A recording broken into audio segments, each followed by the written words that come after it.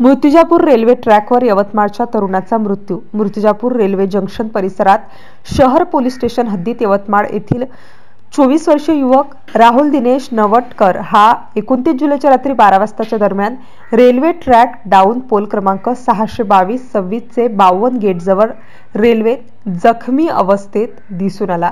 सदर युवकाला अपघातात जबर मार लागल्याने त्याचा एक हात धडापासून वेगळा होऊन तुटला होता। घटनेची माहिती मिळताच शहर पोलीस उपनिरीक्षक रवींद्र कळसकर व पोलीस कॉन्स्टेबल ज्ञानेश्वर राणे व आरपीएफ यांनी घटनास्थळी पोहोचून तपास व पंचनामा केला।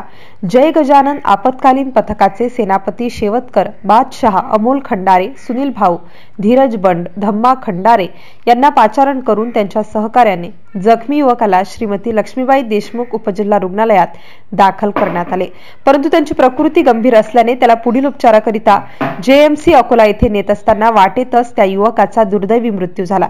सदर युवक 28 जुलै रोजी दुपारच्या दरम्यान यवतमाळ येथील आपल्या राहत्या घरून निघून गेल्याची प्राथमिक माहिती पोलिसांना प्राप्त झाली आहे। सदर घटनेची शहर पोलीस ठाण्यात नोंद येऊन पुढील तपास ठाणेदार भाऊराव घुगे यांच्या मार्गदर्शनाखाली शहर पोलीस करीत आहेत। MCN न्यूज मराठी करिता धनराज सपकाळसह कॅमेरामन नरेंद्र वाढोणकर, अकोला।